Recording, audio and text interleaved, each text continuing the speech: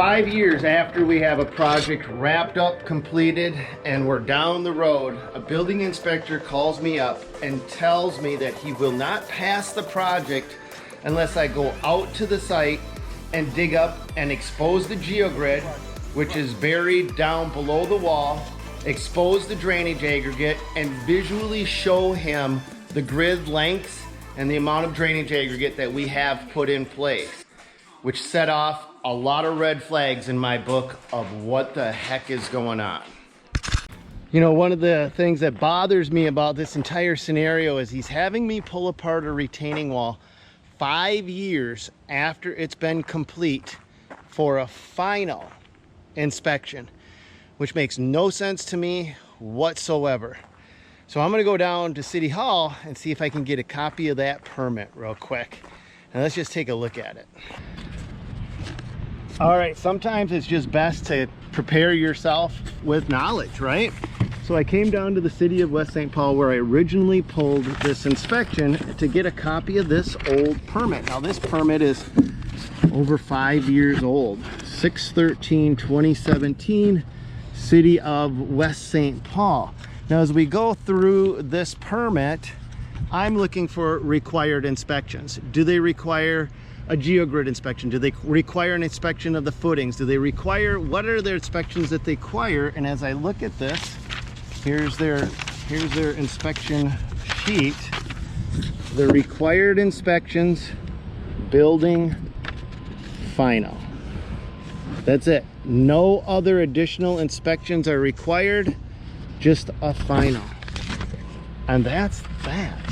So if something comes up while I'm meeting with the inspector and he wants to tell me I've got to do more work, I at least have a copy of the permit so I know where I stand in the situation. Hey Siri, what's the heat warning? It's currently clear at 91 degrees. Expect partly cloudy skies starting in the afternoon and thunderstorms tonight with mixed conditions for the rest of the day. Today's high will be 97 degrees and the low will be 82. Always a good day to go dig holes in the yard. So I was talking about a final inspection, and what that is, that final inspection is after the retaining wall is completely wrapped up and vegetation is reestablished. That's the key term. A lot of times on jobs, we don't establish the vegetation. That's kind of a sweat equity thing that we let the customer opt into or out of. But if the customer opts into reestablishing the vegetation on their own, well then they've got to make the phone call and pull a final inspection. And sometimes that just gets missed. And it's usually, actually it's never been a big deal because an inspector can legitimately drive past the job site, not even get out of their car a lot of times, and do a final inspection. I've actually had final inspections where the inspector didn't get out of the car and I had to bring the inspection sheet to them in their car and hand it to them. So a final inspection just has nothing to do with structural issues. It's all about, do we have green grass growing? All right, here we are. Here's the wall we built. It's about 5 foot tall. This has got a surcharge from the house onto this retaining wall. This isn't a very tall wall, but there's 2 layers of grid in this wall. Now, the uppermost layer of grid should be right about here, just 2 courses down from the cap. And this is where the soil will start to work its way up. There should be a row of grid. Actually, maybe you could see, nope, you can't see it. That would be too easy. We always tuck our grid behind the face of the wall. This is one of those cases where wouldn't it be nice if we didn't? The challenge we face is we're gonna dig down, we're gonna find the grid, and then right below that is where the rock is. That's what I'm thinking is gonna happen. So it probably doesn't seem like a very big deal to you, but this entire scenario bugged the heck out of me. So I started to dig through my archives and found some original footage of the construction as we were doing it. I wanted to make sure that we had done everything right. So here's a shot of way back in the day while we were building it.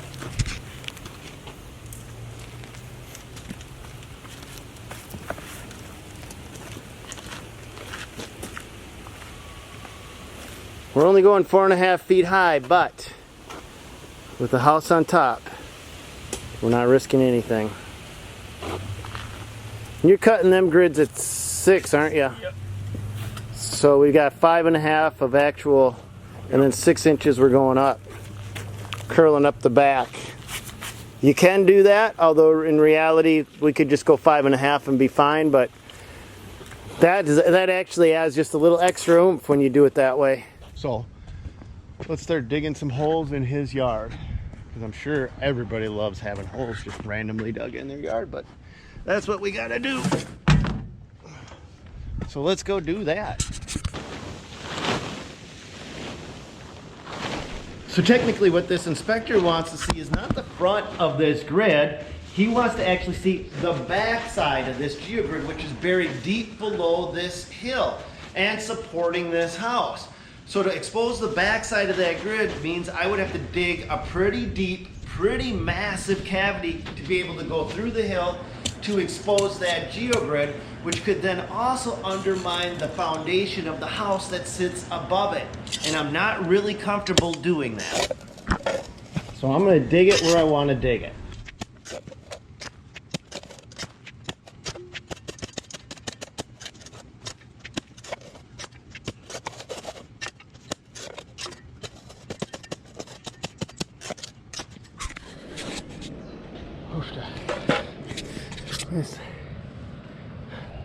Problem is we pack this dirt so tight, so solid when we build these retaining walls that it's like digging through concrete.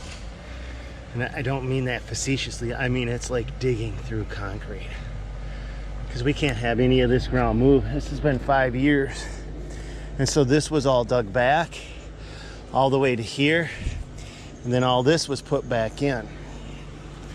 So, and then packed, and you can see where there hasn't been any settlement, nowhere on this ridge.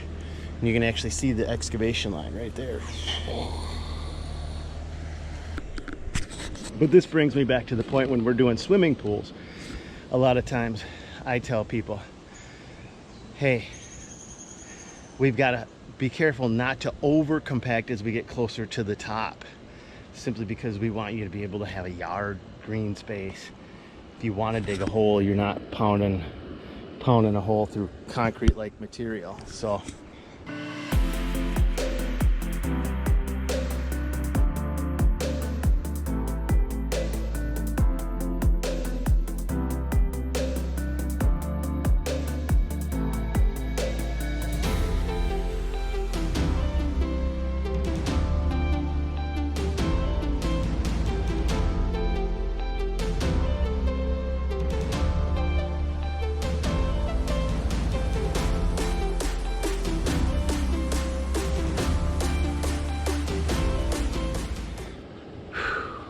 conundrum.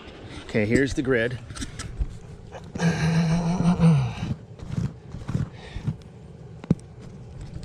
That's the grid, right? You guys can see that. The conundrum is that grid lays directly on top of our drainage aggregate, right over the top of it. This was the top course, and this is where we start the soil up. So to expose the drainage aggregate, I gotta cut the grid. If I cut that grid, I compromise the integrity of the wall.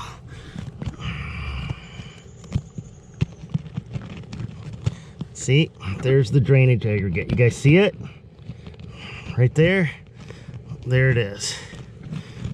See what I'm saying?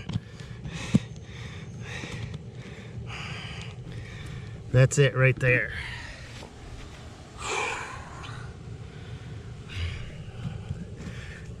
And here's my problem. I'm not willing to cut the grid.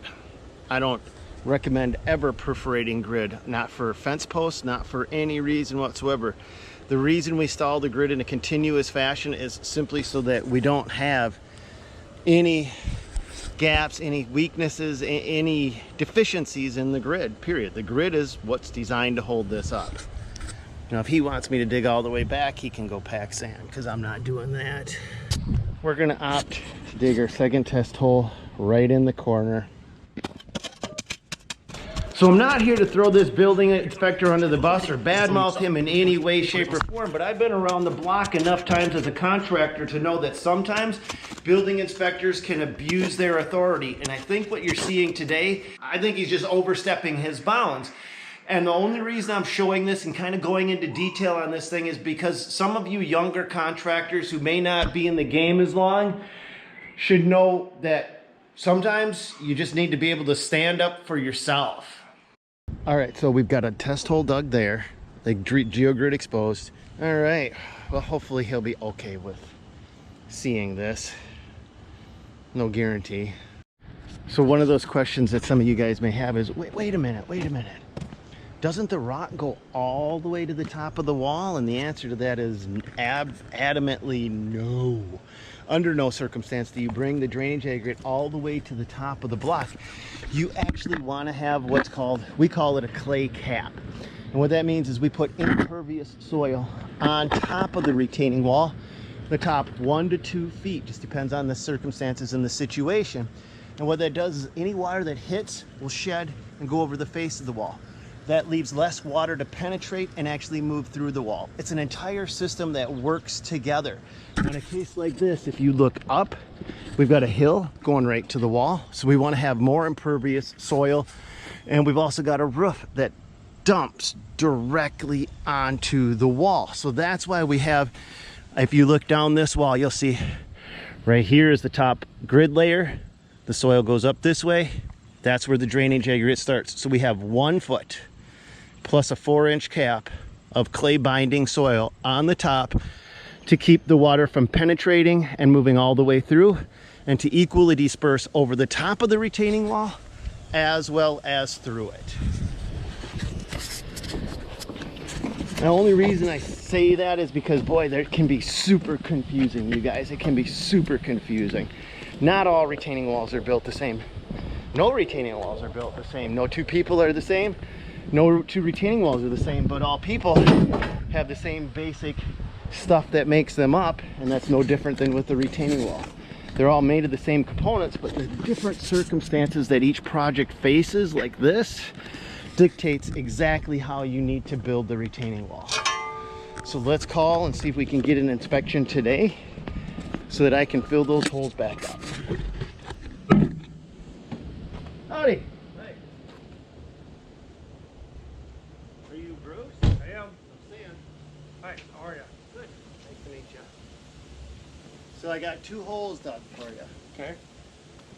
So I got one here and then one on the corner.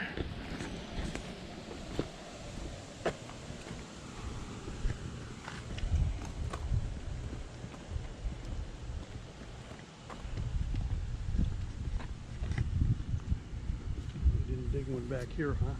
No, actually I didn't. Oh, and I checked the permit. Let's see, what do you think of this one?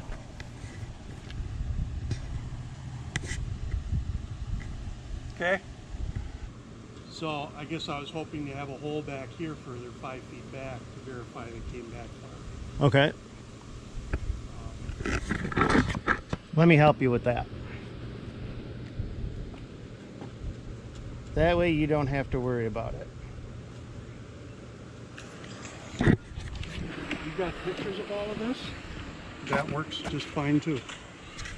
4.5 feet high, but the house on top. That's why I thought it was 4.5. Not risking anything. You're cutting them grids at 6, aren't you? So we got 5.5 of actual, and then 6 inches we're going up, curling up the back. You can do that, although in reality we could just go 5.5 and be fine, but that actually adds just a little extra oomph when you do it that way. You know what I mean, Caleb? So then what we did, that's the bottom grid, and I just couldn't, didn't feel like it needed to, hopefully didn't need to go all the way back on the second one. So that's why I exposed the top layer of grid too, so you could see, because it only has 2 layers of grid in here, down then. So we're good? We're good. Because after our first phone call, I was so bugged. This should have been closed out, should have been done. Did we miss a footing inspection? Did we miss a rock inspection? What kind of inspections did we miss? So then I went and I looked at the actual permit, and the permit doesn't call for a footing inspection, doesn't call for Any inspection except for one, building final. That's the only inspection called for on that permit, because I can't run 5 crews building retaining walls, missing inspections and going back and doing this. So that's what happened. Well, I think having those inspections is pretty much standard in the industry. I think so, but you guys should put it on your permit requiring it. Well, if I got called out for everything that got put on for inspections, I'd never leave a job site. Okay. Well, I mean, that's... If you remember the inspection cards that existed before everybody went electronic, Yep. it listed framing Yep. to do a retaining wall. So, I mean, the guys in the industry, they know. I know, but we work in West St. Paul, Minneapolis, Golden Valley, Apple Valley. Then you pick up the phone and say, do I need this inspection? Or you just look on the inspection and go, do I need this inspection? That's what I typically do. And I'm not trying to argue with you, Bruce, because it's just, it was missed. I'm glad we're good. But I'm just saying, on the inspections, that's the only reason why you and I are doing this right now, is because I was just going by what the city of West St. Paul actually asked me to do in this particular case. Well, it's required. I mean, and typically, I wouldn't have to come out and do a physical inspection. The retaining walls, I will take in-process pictures. Okay. And I routinely get that call. Do you need to come out and see it, or can we provide you pictures of the in-process? Yeah, provide me pictures. I don't want to hold up the contractor by waiting for me to show up. The only thing that I'm going to say on that one, Bruce, and I'm not trying to argue with you, but you're good with that. Well, what happens when I try to pull that off in Inver Grove Heights? Because that doesn't fly Well, over there. I get the phone call wanting to know how I want to do it. They call up and say, okay, what do you want to do? Do you want to do this, or can we do this? And if I can make it easier for the contractor, I'm all over that. Okay. I used to be a contractor myself. Most inspectors have been, so they get the whole holding up a guy on a job. We want to keep the project moving along as quick as we can. So if I get in-process pictures, I'm good with that. Okay. If you'd have provided me the video, then we wouldn't have to dig holes and we wouldn't have had to... Yeah, well, I just found the video, but, you know, I'm just asking because I'm trying to understand myself. I understand that, yeah. Sure. Yeah. Well, cool. Now, so I'm going to fill these back in and we're good to go, right? You sign off on it when I get back to you. Thanks, Bruce. All right. Have a good one. Okay, what do you guys think of that? I wasn't trying to argue with them, but I was trying to understand. The question is, what if I didn't have that video? That's my question. What if I didn't have that video available? Most people wouldn't. The permit in black and white. And I've learned when you deal with government and you deal with contracts, it's in black and white. And if the permit requires one inspection, that's the one you do. And that's that. You don't call, you don't ask, you don't infer, you don't poke, prod, and wonder. The permit calls for one inspection.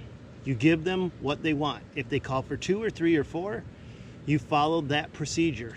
As long as it's in writing, that's what you have to do. That's the way I work, because it's not consistent from city to city, from town to town, county to county. Everything changes. That's why they have the required inspections listed on the actual permit itself. So, whether you agree with him, you agree with me, either way, today we're good. Okay, so here's where things get really complicated. In the Twin Cities metropolitan area, there is not a state license, there's individual city licensing, which means in every single city I work in, I have to get a license. And then in every single city, they have different inspections that need to be done. Now, it's very typical on a retaining wall to have a footing inspection, to have a backfill inspection, to have a geogrid inspection, but the city of West St. Paul didn't require any of that. But other cities do, and they call them out clearly on their inspections. So what we do is we just look up the inspection sheet and we go, all right, we need this inspection, and this inspection, and we call when it's time to have those inspections done. I think you should be able to get a sheet of paper that tells you what all of your inspections are, to be able to follow that and to know. And to be able to hand that sheet of paper off to your crew so that they have a very clear line of communication on what is expected from the city. You guys tell me what you think about what he said about calling and asking and trying to verify which inspections are right, which ones you need, which ones you don't need. Because when he said in the old days, they used to have framing inspections on there. They used to have these other inspections on there. Well, that's not my fault that they had those inspections on there. And how am I supposed to know now that we don't follow those sheets? We have to call in. Maybe the inspection sheet should say, call in to see which inspections you need on this project.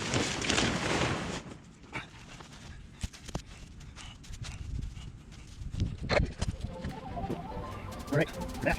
Looks like we're good to go. Well, all right, you guys. Well, everything went well. All the inspections got passed. The guy was actually a pretty decent feller. So, a little bit of running around, a little bit of extra hassle, but not the end of the world.